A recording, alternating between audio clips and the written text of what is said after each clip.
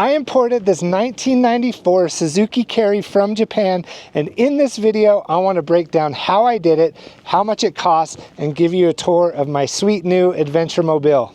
You do not have to be good. Even the best of us have been. Let me give you a quick backstory on how I got interested in these Japanese Kei trucks, other than they look really cool and we don't really see them in the United States. A few years ago I saw an article about importing cheap Japanese vehicles that didn't have a ton of miles on them, and it piqued my interest. But fast forward a little bit later down the line, and my friend actually ended up buying a Kei van, so something similar to this, but in a van style. He bought it from a guy in Colorado, and once I saw it, my interest was piqued all over again. But then I stumbled upon this site, MitsuiKoLtd.com. It's really clean, easy to navigate. They do these profiles on all of their cars. They give you thorough images, plus they also record a video of the vehicle that you're looking at. They shoot all around it, show all the features, record the undercarriage. They did a really good job, and so I signed up for their newsletter and I started getting weekly emails. By getting these emails in my inbox, it just kept that dream alive. This video is no way affiliated with Mitsui, that's just where I bought this truck from. For those of you who have been subscribed to this channel for a while, you might remember my 1990 Ford Ranger. Well, back in December, I decided to sell it on a whim. I did love that truck, but it was only two-wheel drive, and it got me starting to look pretty serious at one of these Japanese Kei trucks. Now, when I was browsing Mitsui's site, I'd always look for certain features. It had to be four-wheel drive, and because I live here in Utah, summers are super hot, so I was looking for AC as well. Also, I was always looking for the lowest amount of kilometers on one of these trucks as possible. And so when I saw this particular one, I decided to jump on it. As I stated before, this is a 1994 Suzuki Carry with just under 32,000 kilometers on it, which puts it right around 20,000 miles. That's pretty incredible for a 30-year-old vehicle, but the Japanese just don't drive vehicles like we do. It has the AC, it's four-wheel drive, it's a manual with 5 speeds and an extra low granny gear. Hopefully I can get it to do some rock crawling. And one of the biggest things that sold me on it is it has minimal rust. Now when you're looking at these Kei trucks, rust is almost always going to be an issue. Well, this one, based on the videos, had minimal rust, and now that I'm seeing it in person, yeah, it's in great condition. And I just can't believe it. I really feel like I lucked out. Anyway, I got the okay from the wife and the process began. On every listing on Mitsui's site, there's a little inquire button.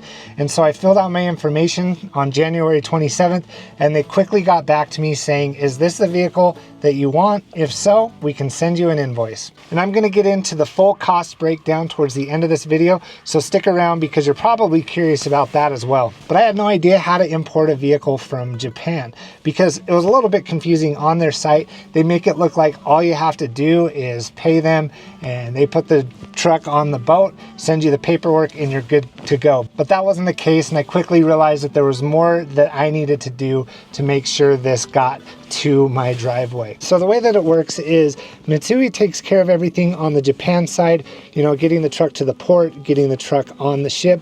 But once it hits US soil, then you need a customs broker. And what they do is they take care of all the paperwork and make sure that you can get the truck through customs, through Homeland Security, sign EPA documents. We'll get into that in just a second. But I had no idea where to find one. Well, luckily Mitsui had worked with somebody in the United States before, and they recommended Dixon, Smith and Associates. And they gave me the email address of somebody named Sharon. And of course I had to look at it on Google Street View, and it just looked like a humble little trailer across the country that maybe dealt with this kind of stuff, but there was nothing really on the building that said Dixon, Smith and Associates. And so I was like, oh man, what did I get myself into? But I decided to shoot Sharon an email, and she ended up answering my questions right away and answering even more questions that I had before I even paid her anything or signed any documents committing to her services. So I communicated through email with Mitsui and with Dixon, Smith and Associates, which is good because you have a digital record of all the communications back and forth. And once you get started, then Mitsui will send both you and the broker the information needed to get the deals done. So they began sending documents to Sharon, then Sharon would send me some things to sign, including a power of attorney, which allows Dixon Smith and Associates to work on your behalf, sign documents, and so forth. And during all this, Mitsui then loads your truck on a truck in Japan. I think they send you tracking information, and they sent me the site that sometimes would show the status, other times it said it was under maintenance, but that was the only way I knew what was going on. And then eventually my truck ended up at the port of Yokohama, I think I said that correctly, and they loaded it onto a car carrier called the Firmament Ace, and it was scheduled to be delivered to the United States on March 12th. Now, once my truck was on the ship, you can also track the ship, but once it gets far out to sea, you don't really get daily or hourly updates.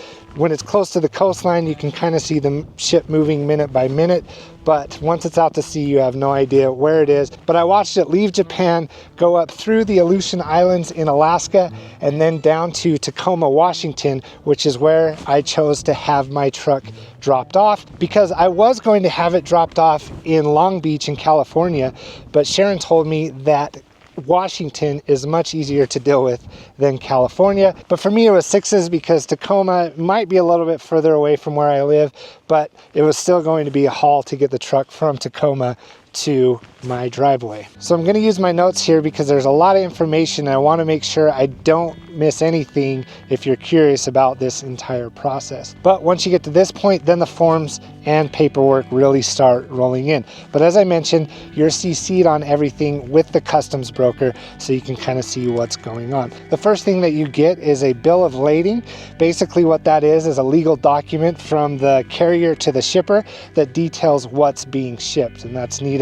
Mitsui also sends an export certificate, and this is needed for you to be able to get a title in the US. I already mentioned the power of attorney, but just to reiterate, Dixon Smith and Associates sends that over so that they can work on your behalf and sign documents on your behalf. Then this document kind of confused me only because I had to pay for it, and I don't know exactly what it was, but it was an arrival notice, and they send you an invoice for a $50 processing fee, and you pay that and you just have to do it. So I don't know what the arrival notice was for exactly, but it's necessary, I suppose. Then Dixon Smith sends an EPA declaration form, and basically what this is for is that because the truck is 25 years or older, it's not subject to the safety and theft prevention standards that they have since set. Then when the ship arrives, you pay your ISF fee, duty, and entry fees. Again, I'm going to break down the fees in just a few minutes. But once that's paid and customs is clear, then you can go pick up your truck. Lastly, I received a Form 7501 from Homeland Security that Dixon Smith filled out and stamped it, and you need that for the DMV when you go to register your Kei Truck. Again, without a broker, I would have no idea that I needed all these forms, what to do, and so forth. So there are ways to do this yourself. I've seen forums on Reddit and a few comments in Facebook groups and things like that. But for me, I didn't want to deal with the stress. I'd rather pay for it, and so I did. Now the time had finally come for me to figure out how to get my truck from the port of Tacoma to Utah, where I live. Now you can go pick up the vehicle yourself, but if you don't have what's called a TWIC card, which I assume most of you watching don't, basically what that is a security clearance that allows you to go onto ports to pick things up for shipping. However, the Port of Tacoma did provide me an approved escort list. So these are drivers who do have these clearances who escort you onto the port. You can then pick up your truck. Now, I had to work, so I couldn't take that much time off. Also, I didn't know if I had access to a truck or a trailer to drive it all the way to Washington and back. So I looked into having the vehicle shipped from Washington to Utah.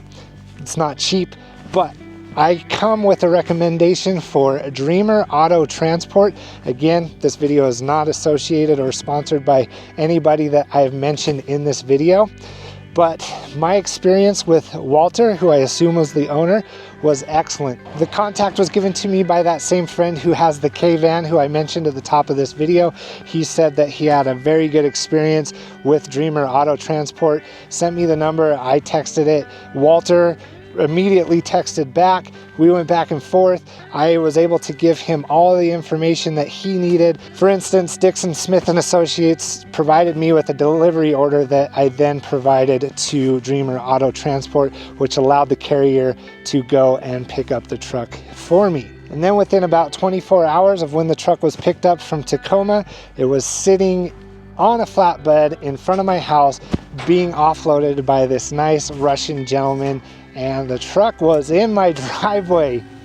It was like the light at the end of the tunnel, because the day that I got it was February 22nd.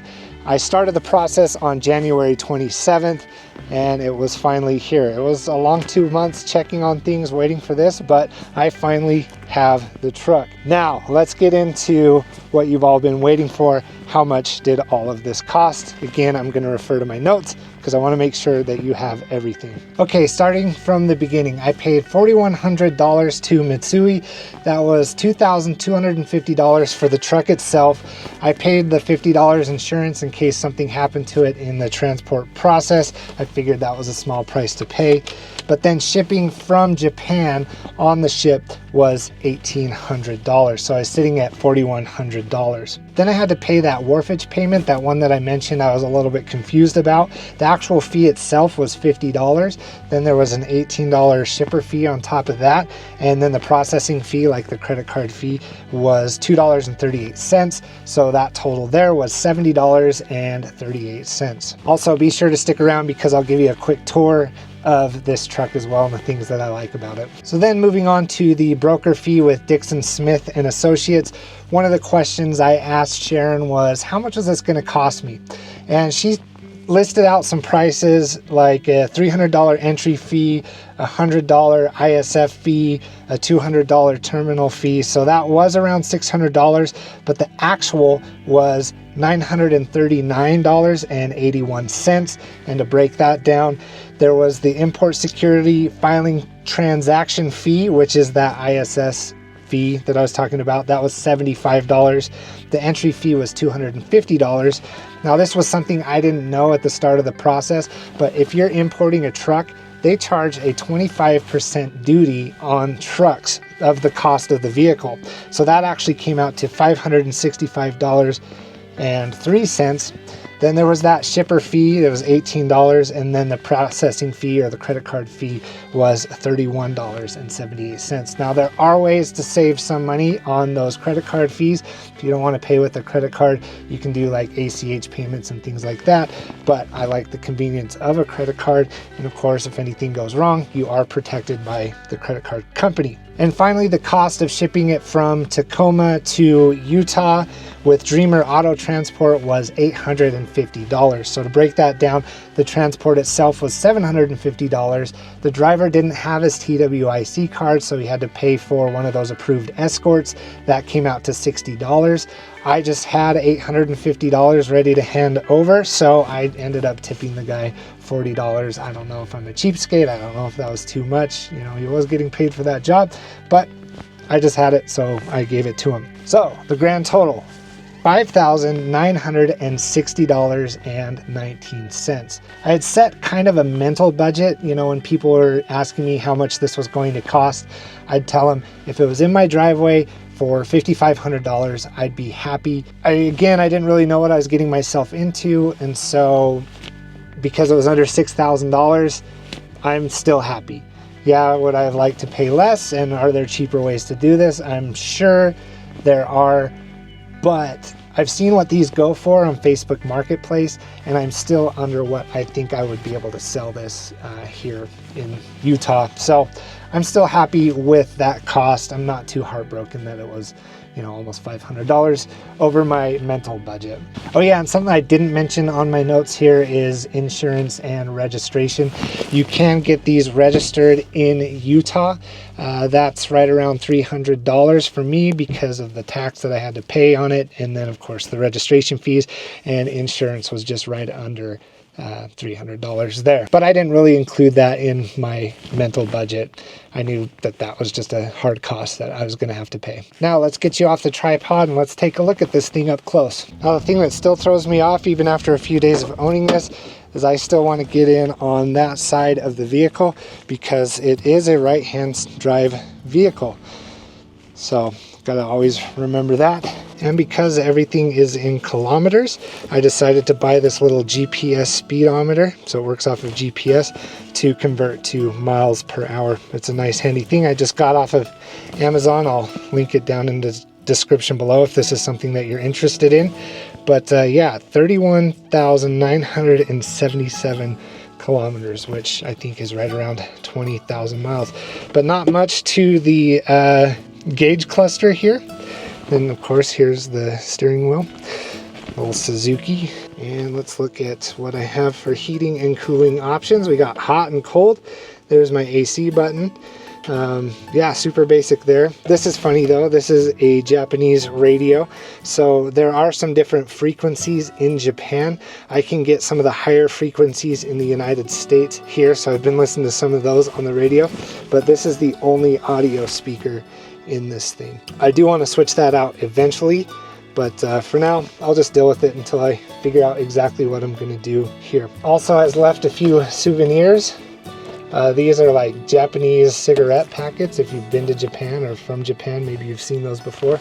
Also, I think this was like an air freshener along with these back here. I'm going to keep them though. Anything with these Japanese markings, I'm definitely going to keep on here for as long as I can. Like I said, it is 4-wheel drive with that extra low gear, a 5-speed, and here's how you put it into 4-wheel drive. Just that lever there, simple enough. But yeah, there's not much to these vehicles. You're basically sitting right on top of tiny 12-inch rims and tires. But one of the biggest appeals of these things is the utility, especially the utility of this flat bed. Now all 3 sides do fold down and make it a flat bed. Oh, I have the little chain there to keep it protected from falling, but you can fold down all 3 sides and then you have a flat bed for bigger loads. Now I was told that these can only handle about 700 pounds of payload. I think that's true, but if you know in the comments, let me know down below. I definitely don't want to overdo it. Then here is your battery, passenger side door, and yeah, it's as basic as it comes. Now this is one of my favorite things to show people, but on either side you can take out the seats. Just pop this out, fold this down, and there you have it. Access to the engine, your alternator, your AC. Here's the coolant. On the other side is windshield wiper fluid. It does have a spare tire. Oh, I do have to show you the gas tank in the back here. There's the gas tank right behind the license plate, and then a spare tire up under that as well. Super easy to work on. It is a little 3-cylinder Suzuki engine with a carburetor. So that's one thing I am trying to figure out, being at just over 4,500 feet elevation. Carburetors, you know, work off of a mixture of air and gas. So because the air's thinner up here than at sea level in Japan, then I want to make sure that my carburetor is nice and tuned for this altitude so I get the best performance and mileage out of it. But if you know anything about that, I'd love to hear what your thoughts are around that in the comments below. Now you can get these registered in Utah. I got my temp tag there while I get a few things sorted out, but it does vary from state to state, so be sure to check your local laws if you are interested in importing something like this. I hope you found this video informative. If you have any questions, ask them down below in the comments. I'll answer what I can, but I guarantee that some people might see this video that have already done this process and will be able to answer some questions as well. That was just my experience. There's probably 100 different ways to get one of these into your driveway, but I wanted to share with you mine, hopefully clear up any questions you might have around importing one of these Kei trucks. Anyway, that does it for this video. I hope that you liked it. If you did, go ahead and hit that like button. Again, comment questions down below. Let me know what you think about this thing. If you had one, what would you do with it, or what have you done with yours? And of course, while you're down there, hit that subscribe button and have a great rest of your day.